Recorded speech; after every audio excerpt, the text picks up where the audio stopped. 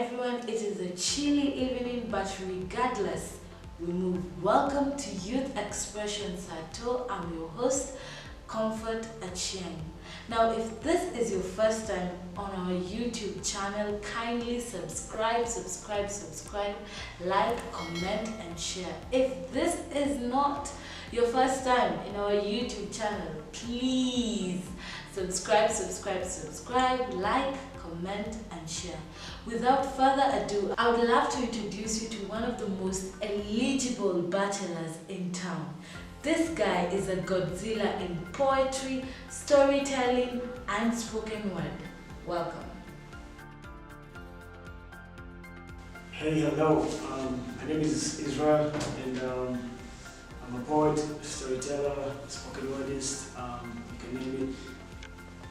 So basically how I started in spoken word or poetry or storytelling was basically like as a kid I always had this curious spirit.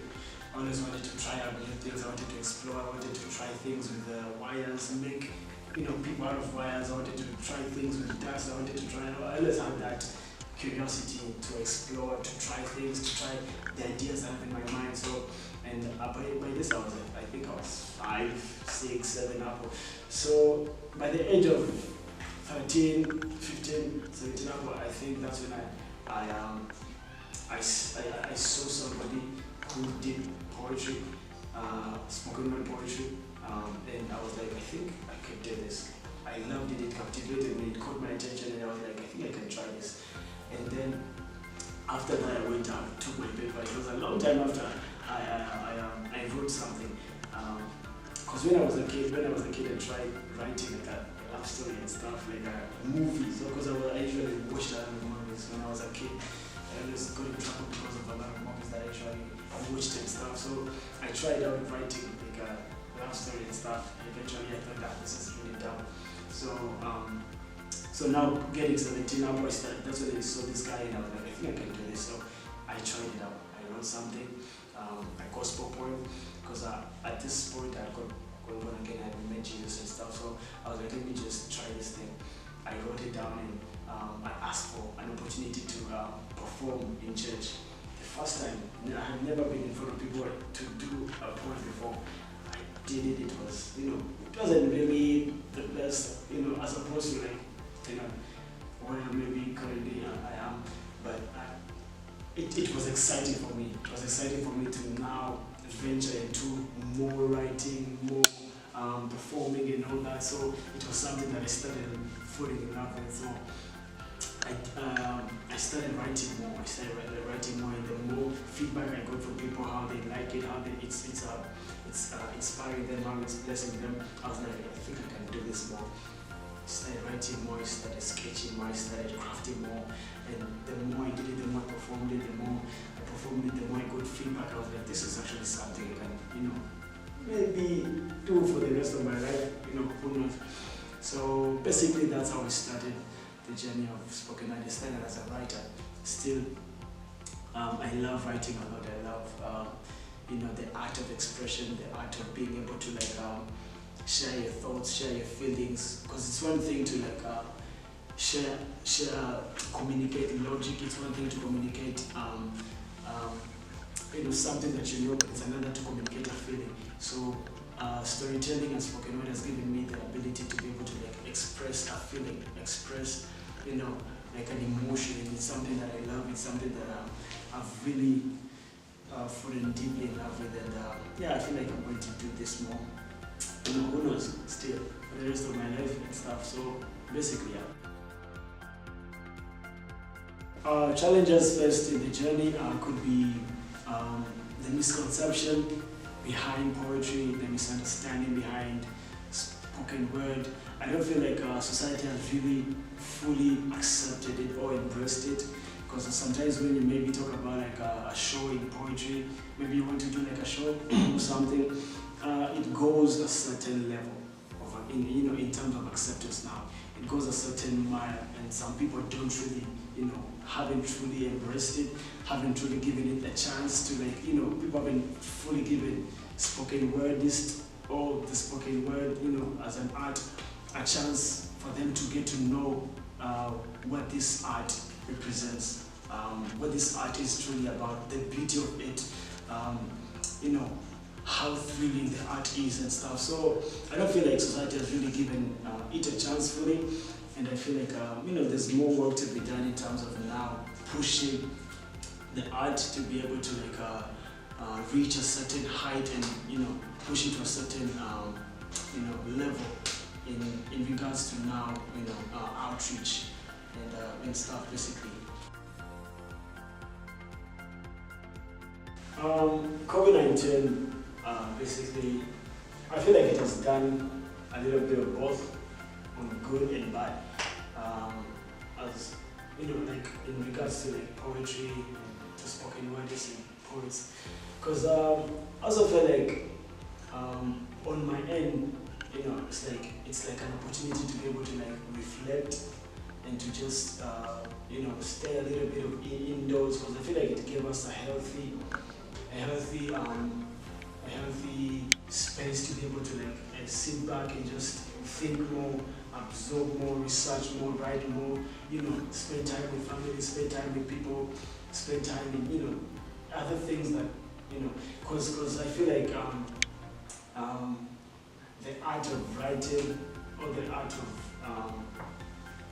expression has a lot to do with your ability to be able to also spend time with yourself, because I feel like you're able to to be productive more dependent on how you spend more time with yourself, and being able to also take time and just be present, be in the moment.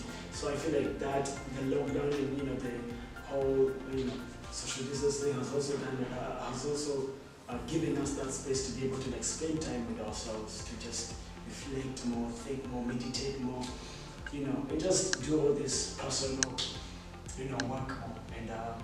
And also the bad part was when you talk about spoken word, you're talking about the business of people, because you also need, because you need to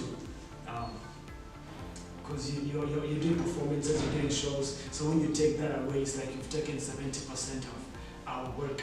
So when you spend a lot of time without doing shows, at some point you feel almost like you're getting depressed, because it's like you're taking my work away in a certain way, because performance is really it means a lot to a poet, it means a lot to a performer, because they are bonding with their audience, they are interacting with the audience, they are it's an opportunity for them to showcase their work and stuff. So I feel like it's a big part of our work that has been taken away when you don't do the shows anymore and stuff.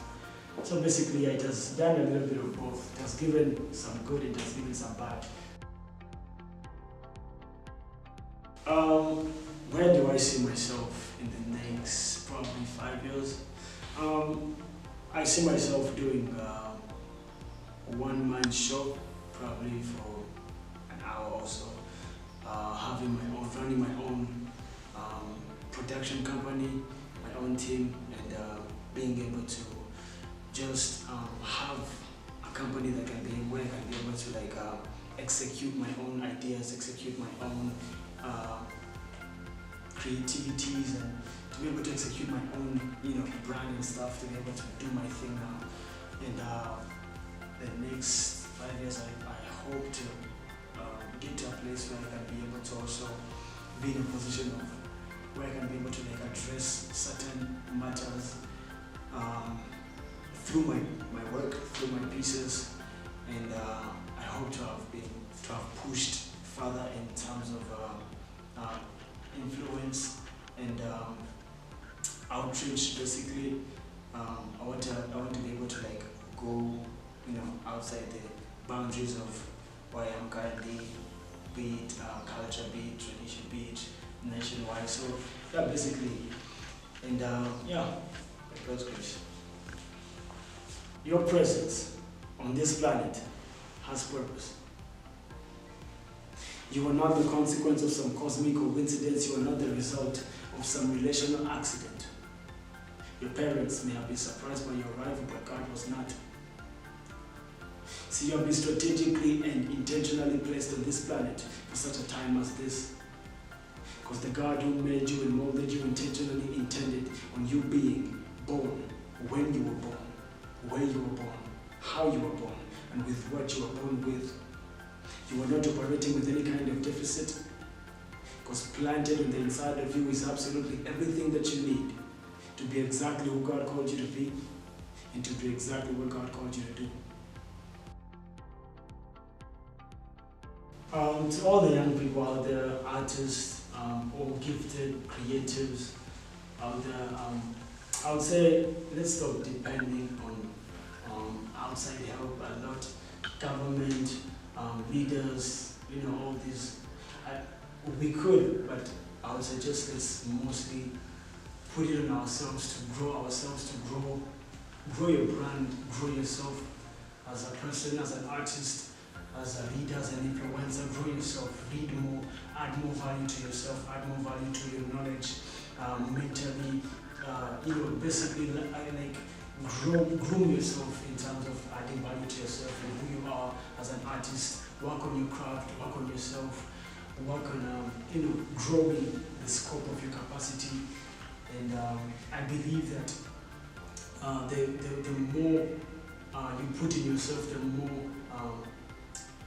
demand also the world will put on you. Because if you're putting less demand on your gift, that's the same demand that is going to be put on you as an artist. Because you can't expect people to put a demand on you and you're putting less demand on yourself in terms of adding value to yourself, in terms of growing yourself knowledge-wise, in terms of reading books, studying, researching, basically. So stop depending on other people to do that for you. Do that yourself, add value to yourself, and I believe that if you give it what it takes, it will give you what it contains. Youth wa kisasa, choice ni yetu.